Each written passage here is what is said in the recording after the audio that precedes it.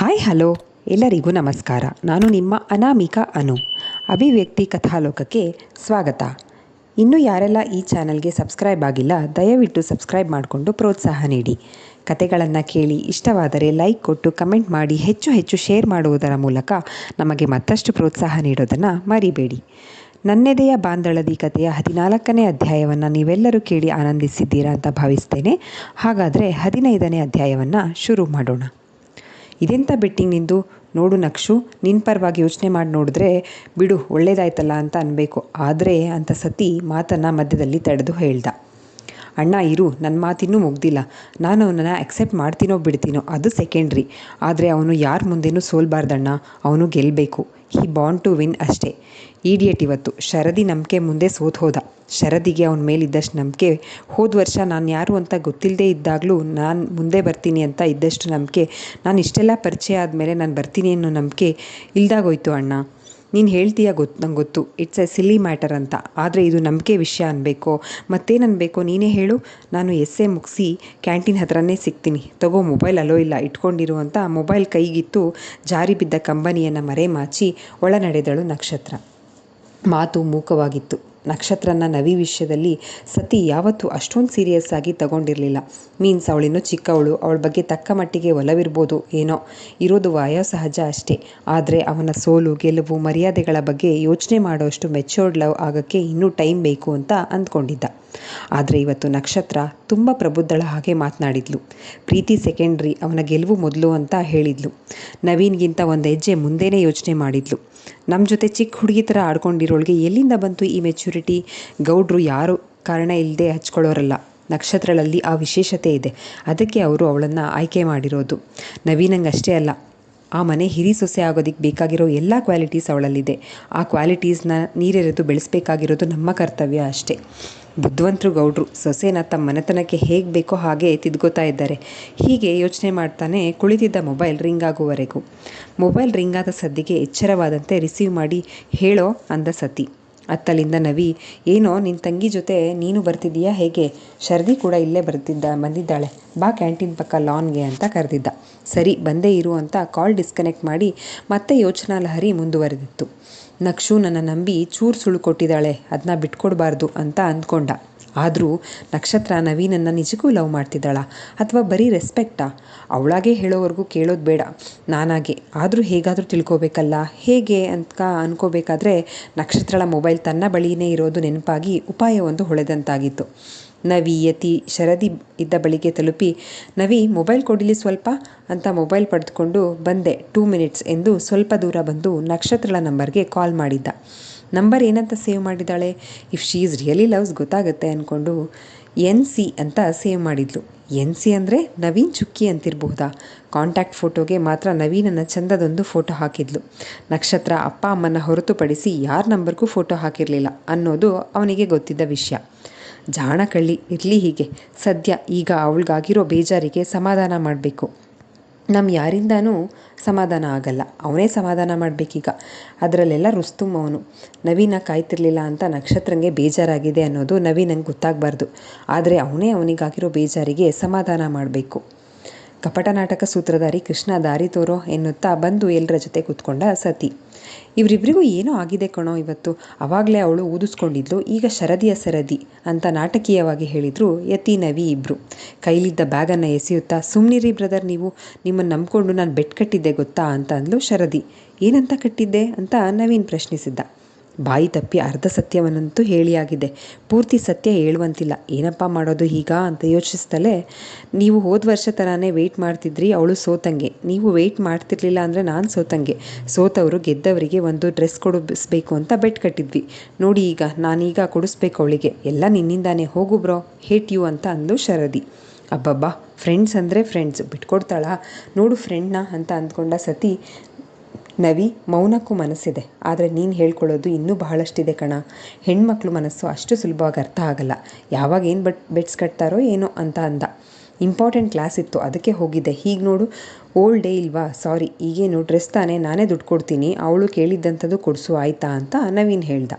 ಅಷ್ಟರಲ್ಲಿ ನಕ್ಷತ್ರ ಬರೆದು ಮುಗಿಸಿ ಬಂದು ಕ್ಯಾಂಟೀನಲ್ಲಿ ಹುಡುಕ್ತಾ ಇರಬೇಕಾದ್ರೆ ಮಾರ್ನಿಂಗ್ ಸರ್ವ್ ಮಾಡಿದ ಹುಡುಗ ಸಿಕ್ಕಿ ಪಕ್ಕದ ಲಾನ್ನಲ್ಲಿ ಇರ್ತಾರೆ ಅಂತ ಹೇಳಿದ. ಆಗ ಅಲ್ಲಿಗೆ ಹುಡುಕೊಂಡು ಬಂದು ಕೂತ್ಕೊಂಡ್ಳು. ಅಣ್ಣ ಮುಗಿಯೋ ಟೈಮ್ವರೆಗೂ ಬರೋದಲ್ವಾ, ಮೊಬೈಲ್ ಬೇರೆ ನಿನ್ನ ಹತ್ರನೇ ಇದೆ, ಎಲ್ಲಿ ಅಂತ ಹುಡ್ಕೋದು ನಿಮ್ಮನ್ನು ಅಂತ ಆರೋಪ ಮಾಡ್ತಾ ಹೇಳಿದ್ಲು. ಅಲ್ಲೇ ಇದ್ದೆ, ಇವನು ಕಾಲ್ ಮಾಡ್ದ ಅಂತ ಬಂದೆ ಅಂತ ಸತಿ ಹೇಳ್ದ. ಹೇಗಿದ್ರೆ ಡಿಬೇಟ್ ಅಂತ ನಕ್ಷತ್ರ ಕೇಳಿದ್ಲು. ನಿಂತ್ಕೊಂಡೇ ಮಾತಾಡ್ತೀಯಾ, ಕೂತ್ಕೊಳ್ಳೆ ಎನ್ನುತ್ತಾ ಸ್ನೇಹ ಒರಟಾಗಿ ಕೈ ಹಿಡಿದು ಜಗ್ಗಿದ್ಲು. ಭುಜದ ಮೂಳೆ ಉಳುಕದಂತಾಗಿ ಅಪ್ಪ ಎಂದಳು ನಕ್ಷತ್ರ. ಒಡ್ಡಿ ಬರೀ ನೋವು ಮಾಡ್ತಾಳೆ ಅಂದಳು ಭುಜವನ್ನು ಹಿಡಿದುಕೊಂಡು ಕೂರುತ್ತಾ. ನೋಯ್ತಿದ್ಯಾ ಅಂದರು ಎಲ್ಲರೂ ಹತ್ತಿರ ಬಂದು. ನವೀನ್ ಏನೂ ಆಗಿರಲ್ಲ, ಸ್ಮೂತಾಗಿ ಮೂವ್ ಮಾಡು, ಸರಿ ಹೋಗುತ್ತೆ ಅಂದ ಕೈ ಹಿಡಿದುಕೊಳ್ತಾ. ಡಾಕ್ಟರ್ ಇಲ್ಲೇ ಇದ್ದಾರಪ್ಪ, ಡೋಂಟ್ ವರಿ. ಇರೇ ನಕ್ಷು, ಎಲ್ರಿಗೂ ಐಸ್ ಕ್ರೀಮ್ ತರ್ತೀನಿ, ಬಾರೆ ಶರದಿ ಎನ್ನುತ್ತಾ ಶರದಿಯನ್ನು ಎಬ್ಬಿಸ್ಕೊಂಡು ಹೊರಟಳು ಸ್ನೇಹ. ಸ್ವಲ್ಪ ಸ್ಮೂತಾಗಿ ಎಳಿಯೇ ಎಂದು ಬೈಯುತ್ತಲೇ ಎದ್ದು ಹೊರಟಳು ಶರದಿ. ಇತಿ ನೋಡೋ, ಇಲ್ಲಿ ವಾಟ್ಸಪ್ಪಲ್ಲಿ ಏನೋ ಕಳಿಸಿದ್ದಾನೆ ಮದನ್ ಎಂದು ಸನ್ನೆ ಮಾಡಿ ಎದ್ದು ಬರುವಂತೆ. ಎಲ್ಲರೂ ಅತ್ತಿತ್ತ ಹೋದ ಬಳಿಕ ಬುದ್ಧಿವಂತರು, ಬೇಕಂತಾನೆ ಇಬ್ಬರನ್ನೇ ಬಿಟ್ಟು ಹೋದ್ರು. ಇಬ್ಬರು ಮನದಲ್ಲೇ ಅಂದ್ಕೊಂಡ್ರಾದ್ರೂ ಒಬ್ಬರು ಬಾಯ್ಬಿಟ್ಟು ಹೇಳ್ಕೊಳ್ಳಿಲ್ಲ. ನಿಧಾನವಾಗಿ ಕೈ ತಿರುಗಿಸು ಎನ್ನುತ್ತಾ ತಾನೇ ತಿರುಗಿಸುತ್ತಿದ್ದ ನವಿ. ಶೀತಲ ಸ್ಪರ್ಶವಾದಂತೆ ನಡುಗಿದಳು ಅವನದೊಂದು ಸ್ಪರ್ಶದಿಂದ. ಉಸಿರು ತಾಕುವಷ್ಟೇ ಹತ್ತಿರ. ಕಣ್ಬಿಟ್ರೆ ಸಾಕು, ಕಣ್ಣಲ್ಲಿ ಕಣ್ಣಿಟ್ಟು ನೋಡುವಷ್ಟು. ಎಲೆಗಳು ಪರಸ್ಪರ ತಾಕದಿರಲೆಂದು ದೂರದಲ್ಲಿ ಮರಗಳನ್ನು ನೆಟ್ಟರೂ ಭೂಗರ್ಭದಲ್ಲಿ ಬೇರುಗಳು ಒಂದಾಗುವಂತೆ ಗಾಳಿಗೆ ಹಾರುತ್ತಿದ್ದ ನಕ್ಷತ್ರಳ ಮುಂಗುರುಳು ನವೀನನ ಮುಂದಲೆ ಕೂದಲಿಗೆ ಹಾರಿ ಚುಂಬಿಸುವಂತೆ ತಾಗುತ್ತಿದ್ದವು. ಮನಸ್ಸಿಗೆ ಇನ್ನೂ ಕಣ್ಕಾಪು ಕಟ್ಟಿ ನಡೆಸಲು ಸಾಧ್ಯವೇ ಇಲ್ಲ. ಇವನಿಷ್ಟು ಸನಿಹವಿದ್ದರೆ ಬೆಂಕಿ ಎದರು ಬೆಣ್ಣೆ ಇಟ್ಟಂತೆ ಕರಗದೆ ಹೇಗಿರಲಿ? ಇವನೊಲವ ಪರಿ ಅರಿತ ಮೇಲೂ ಮನಸ್ಸಿನ ಲಗಾಮು ಹಿಡಿತಕ್ಕೆ ಸಿಗದೆ. ನವಿ ಎಂದಳು ಸಿಹಿ ಜೇನಿನಂತೆ. ಯಾವಾಗಲೂ ಮೆಂಟ್ಲು ಅಂತ ಕರೆಸ್ಕೊಂಡು ಅವನ ಹೆಸರೇ ಅವನಿಗೆ ಅರೆಕ್ಷಣ ಅಪರಿಚಿತವೆನಿಸಿ ಅರ್ಥವಾಗದವನ ಹಾಗೆ ಕಣ್ಣಲ್ಲಿ ಕಣ್ಣಿಟ್ಟು ನೋಡುತ್ತಲೇ ಇನ್ನೊಂದು ಸಾರಿ ಕರಿಯೇ ಪ್ಲೀಸ್. ಕಣ್ಣುಗಳಲ್ಲಿ ಕೋರಿಕೆ ಇತ್ತು. ಅರ್ಥವಾದವಳಂತೆ ನವಿ ಬಿಡು, ಕೈ ಸರಿ ಹೋಗುತ್ತೆ ಅಂತ ಅಂದ್ಲು ನಕ್ಷತ್ರ. ಆಗಲೇ ನೋಡಿದ್ದು, ಶೋಲ್ಡರ್ನ ಬಿಗಿಯಾಗಿ ಹಿಡಿದಿದ್ದು ಮೆತ್ತಗೆ ಕೈ ಬಿಟ್ಟು, ಸಾರಿ ಕ್ಲಾಸ್ ಇತ್ತು ಮಾರ್ನಿಂಗ್, ಅದಕ್ಕೆ ವೆಯ್ಟ್ ಮಾಡಲಿಲ್ಲ. ಶರದಿ ಹತ್ರ ಬೆಡ್ಸ್ ಕಟ್ಟಿದ್ದಂತೆ. ಬಿಡು, ನಾನು ಇರದೇ ಇದ್ದಿದ್ದರಿಂದ ನೀನು ಗೆದ್ದಲ್ಲ ಸಾಕು ಅಂತ ಅಂದ ನವೀನ್. ಹುಚ್ಚ, ನನ್ನ ಗೆಲುವಿರೋದು ನಿನ್ನ ಗೆಲುವಲ್ ಕಣೋ ಅಂತ ಹೇಳಬೇಕು ಅಂತ ಅಂದ್ಕೊಂಡ್ರು. ಅಂದಷ್ಟೇ ಶುಷ್ಕವಾಗಿ ನಕ್ಕಳು. ಗೆದ್ದಿದ್ದೀಯಾ, ಖುಷಿ ಇಲ್ವಾ, ನಗು ಅಂತ ನವೀನ್ ಎಲ್ಲರೂ ಬರ್ತಿರೋದನ್ನು ನೋಡಿ ಸರಿದು ಕೂತ್ಕೊಳ್ತಾ ಹೇಳಿದ್ದ.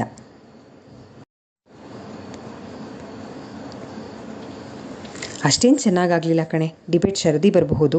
ನಾನಂತೂ ಹೋಗೇನೆ ಅದಕ್ಕೆ ಕೂಲಾಗಿ ಐಸ್ ಕ್ರೀಮ್ ಟಣ ಅಂದ ಹಾಗೆ ಕ್ಯಾಂಟೀನ್ ಅವರು ಐಸ್ ಕ್ರೀಮ್ ದುಡ್ಡು ಇಸ್ಕೊಳ್ಳಿಲ್ಲ. ಯಾಕೆ ಅಂತ ಅಂದಳು ಸ್ನೇಹ ಎಲ್ಲರಿಗೂ ಕೋನ್ ಐಸ್ ಕೊಡುತ್ತಾ. ನಮ್ಮ ಕಡೆಯವರು ಅಂತ ಗೊತ್ತು, ಅದಕ್ಕೆ ಇಸ್ಕೊಳ್ಳಲ್ಲ ಅಂತ ಯತಿ ಹೇಳ್ದ. ಓ, ಬರೀ ಪುಕ್ಸಟೆ ತಿಂತೀರಾ ಅಂತ ಅಂದ್ಲು ಶರದಿ. ನವೀನಂದು ಅಕೌಂಟ್ ಇದೆ, ಅದಕ್ಕೆ ಆ್ಯಡ್ ಮಾಡ್ತಿರ್ತಾನೆ ಅಷ್ಟೇ ಅಂತ ಯತಿ ಉತ್ತರಿಸಿದ್ದ. ಐಸ್ ಕ್ರೀಮ್ ತಿಂದು ಮುಗಿಸಿ ಎಸ್ಸೆ ಡಿಬೇಟ್ ರಿಸಲ್ಟ್ ನೋಡಿದ್ರು. ಸ್ನೇಹ ಹೇಳಿದಂತೆಯೇ ಶರದಿಗೆ ಮೊದಲ ಬಹುಮಾನ ಬಂದಿತ್ತು, ನಕ್ಷತ್ರಳಿಗೆ ದ್ವಿತೀಯ ಬಹುಮಾನ ಬಂದಿತ್ತು. ಬದಲಾವಣೆ ಎಂಬಂತೆ PU ಸ್ಟೂಡೆಂಟ್ಸ್ ಆ್ಯನ್ಯುಯಲ್ ಡೇ ದಿನ ಬಹುಮಾನ ವಿತರಣೆ ಅಂತ ಘೋಷಿಸಲಾಗಿತ್ತು. ನಕ್ಷತ್ರಳಿಗೆ ಸೆಕೆಂಡ್ ಪ್ರೈಸ್ ಬಂದಿದ್ದು ಎಲ್ಲರಿಗೂ ಬೇಸರ ಆಗಿತ್ತು. ಯಾವಾಗಲೂ ಫಸ್ಟ್ ಬರಬೇಕು, ಗೆಲ್ಲಬೇಕು ಅಂದರೆ ಆಗಲ್ಲ. ಜೀವನ ಅಂದಮೇಲೆ ಏರಿಳಿತಗಳು ಕಾಮನ್. ಒಂದೊಂದು ಸಾರಿ ಜೀವನದಲ್ಲೇ ಸೋತೋಗ್ತೀವಿ, ಇನ್ನು ಈ ಕಾಂಪಿಟೇಷನ್ ಇಲ್ಲ ಯಾವ ಲೆಕ್ಕ? ಬೆಳಗ್ಗೆ ಇನ್ನು ಪಪ್ಪ ಹೇಳಿದ್ರು, ಡೋಂಟ್ ಸ್ಯಾಡ್ ಅಂತ ಅಂದ್ಲು ನಕ್ಷತ್ರ. ಮಾತಾಡ್ತಾ ಎಲ್ಲರೂ ಮೇನ್ ಗೇಟಿನ ಬಳಿ ಬಂದಿದ್ರು. ಸ್ನೇಹ ಶರದಿ ಒಂದೇ ರೂಟ್ ಆದ್ದರಿಂದ ಇಬ್ಬರು ಅಲ್ಲಿಂದಲೇ ಆಟೋದಲ್ಲೇ ಹೋಗೋದಾಗಿ ಹೇಳಿ ಸಿಕ್ಕ ಆಟೋವೊಂದನ್ನು ಏರಿ ಹೋಗಿದ್ರು. ಸತಿಯೇ, ನಕ್ಷು ನಿನ್ನ ನವಿ ಬಸ್ ಸ್ಟಾಪ್ಗೆ ಡ್ರಾಪ್ ಮಾಡ್ತಾನೆ, ಬೈಕಲ್ಲಿ ಹೋಗು ಅಂತ ಹೇಳ್ದ. ಅಣ್ಣ ಬೇಡ, ಆಟೋನಲ್ಲೇ ಹೋಗ್ತೀನಿ ಅಂತ ನಕ್ಷತ್ರ ಹೇಳಿದ್ಲು. ಅಷ್ಟರಲ್ಲಿ ಗೌಡ್ರು ಕಾಲ್ ಮಾಡಿದ್ದರು, ಯಾವುದೋ ಬ್ಯಾಂಕ್ ಬಗ್ಗೆ ಮಾಹಿತಿ ಕೇಳಲು. ಮಾಹಿತಿ ಕೇಳಿಯಾದ ಮೇಲೆ ಎಲ್ಲಿದ್ದೀಯಾ, ಮುಗಿತಾ ಕಾಲೇಜ್ ಅಂತ ಅಂದರು ನವೀನ್ಗೆ. ನವಿ ವಾಸ್ತವವನ್ನು ಹೇಳಿದ. ಹೌದಾ, ಲಕ್ಷ್ಮಿ ಇದ್ದಾಳ, ಮಳೆ ಬರೋ ಹಾಗಿದೆ. ಒಂದು ಕೆಲಸ ಮಾಡು, ಲಕ್ಷ್ಮಿನ ಕರ್ಕೊಂಡು DCC ಬ್ಯಾಂಕ್ ಹತ್ರ ಬಾ, ನಾನು ಲಕ್ಷ್ಮಿನ ಕಾರಲ್ಲಿ ಮನೆಗೆ ಡ್ರಾಪ್ ಮಾಡ್ತೀನಿ ಅಂತ ಅಂದರು ಗೌಡ್ರು. ಕಾಲ್ ಕಟ್ ಮಾಡಿ, ಈಗ ನೋಡು ಹೆಂಗೆ ಹೇಳಿದ ಮಾತು ಕೇಳ್ತಾಳೆ, ಬಾರೆ ನಮ್ಮಪ್ಪನ ಮುದ್ದಿನ ಸೊಸೆ, ನಿಮ್ಮ ಮಾವ ಬ್ಯಾಂಕ್ ಹತ್ರ ಇದ್ದಾರಂತೆ, ಮನೆಗೆ ಡ್ರಾಪ್ ಮಾಡ್ತಾರಂತೆ. ಮಾವ ನೀವೇನು ಬರಬೇಡಿ, ನಿಮ್ಮ ಮಗನ ಕಳಿಸಿ ಅಂತ ಹೇಳೆ ಅಂತ ನವೀನ್ ಹೇಳ್ದ. ನಡೆಯೋ ಸುಮ್ಮನೆ ಎಂದು ಬೆನ್ನಿನ ಮೇಲೆ ಗುದ್ದುತ್ತಾ, ಈ ಮಳೆಯಲ್ಲಿ ಗೌಡ್ರು ಡ್ರೈವ್ ಮಾಡ್ತಾರಂತ, ಬೇಡ ಇರು, ನಾನು ಬರ್ತೀನಿ, ನೀನೇ ಹೋಗುವಂತೆ ಎನ್ನುತ್ತಾ ಯತಿ ಶ್ರೀಧರನ ಗಾಡಿ ತರೋಗು ಅಂತ ಸತಿಗೆ ಹೇಳ್ದ. ಲವ್ ಮಗ, ಲವ್ ಯು ಕಣೋ ಅಂದ ನವಿ ಬೈಕ್ ಸ್ಟಾರ್ಟ್ ಮಾಡಿ ಆಕ್ಸಿಲರೇಟರ್ ತಿರುಗುತ್ತಾ. DCC ಬ್ಯಾಂಕಿನ ಹೊರಗೆ ಕಾದು ನಿಂತಿದ್ದರು ಗೌಡ್ರು. ಜೊತೆಯಲ್ಲೇ ಬಂದಿಳಿದ ಮಗ ಸೊಸೆಯನ್ನು ನೋಡಿ ಮನಸ್ಸು ತುಂಬಿ ಬಂದಿತ್ತು ಗೌಡರಿಗೆ. ಕಾಡು ಸಿದ್ದೇಶ, ಇವರಿಬ್ಬರನ್ನ ಯಾವಾಗಲೂ ಹೀಗೆ ಅನ್ಯೋನ್ಯವಾಗಿಡು ಅಂತ ಮನಸ್ಸಿನಲ್ಲೇ ಬೇಡಿಕೊಂಡಿದ್ರು. ಹೇಗಿದ್ದೀರಾ ಮಾವ, ಬಂದೇ ಇಲ್ಲ ಮನೆ ಕಡೆ ಅಂತ ನಕ್ಷತ್ರ ಮಾತಾಡ್ಸಿದ್ಲು. ಕೆಲಸ ಜಾಸ್ತಿ ಮಗಳೇ, ಹಾಗಾಗಿ ಬರೋದಕ್ಕಾಗಲಿಲ್ಲ. ನೀನು ನವೀನನ ಜೊತೆ ಇದ್ದೀಯಾ ಅಂತ ಗೊತ್ತಾದ ಕೂಡಲೇ ಅದಕ್ಕೆ ಕರ್ಕೊಂಡು ಬಾ ಅಂತ ಅಂದಿದ್ದು.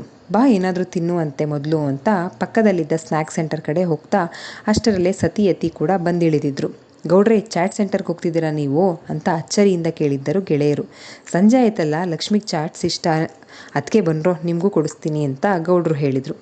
ಚಾಟ್ ಸೆಂಟರ್ ಒಳಗಡೆ ಕೂರ್ತಾ ಏನೇನು ಬೇಕೋ ಆರ್ಡರ್ ಮಾಡ್ರಪ್ಪ ಲಕ್ಷ್ಮಿ, ನಿಮಗೆ ಮಸಾಲೆ ಪುರಿ ಆಮೇಲೆ ಪಾನಿಪುರಿ ಅಲ್ವಾ ಅಂತ ಗೌಡ್ರು ಕೇಳಿದರು.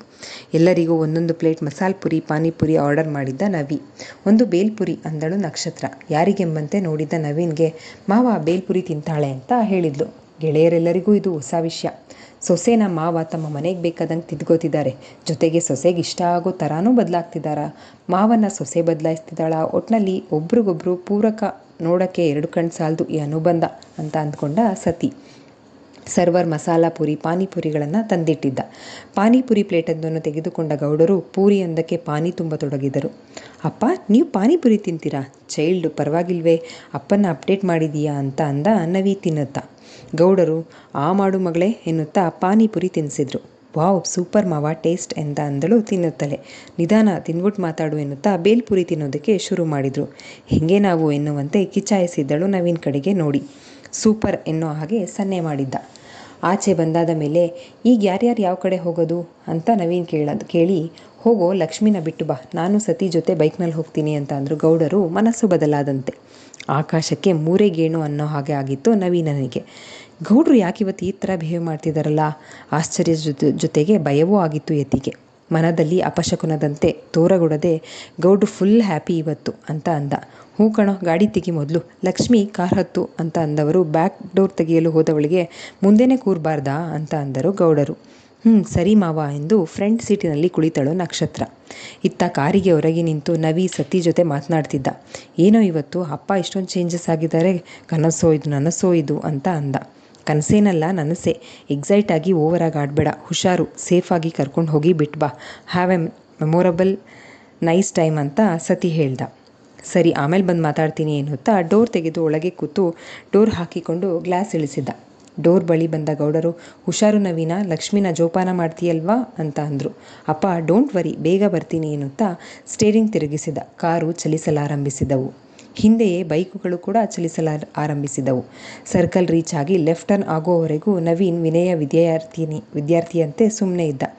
ಏನೇ ಹೇಳು, ನೀನು ನನ್ನ ಕಷ್ಟನ ತುಂಬ ಚೆನ್ನಾಗಿ ಅರ್ಥ ಮಾಡ್ಕೋತೀಯ ಅಂತ ಮಾತು ಶುರು ಮಾಡಿದ್ದ ನವೀನ್. ಏನೆಂಬಂತೆ ಮುಖ ಮಾಡಿದ್ದಳು ನಕ್ಷತ್ರ.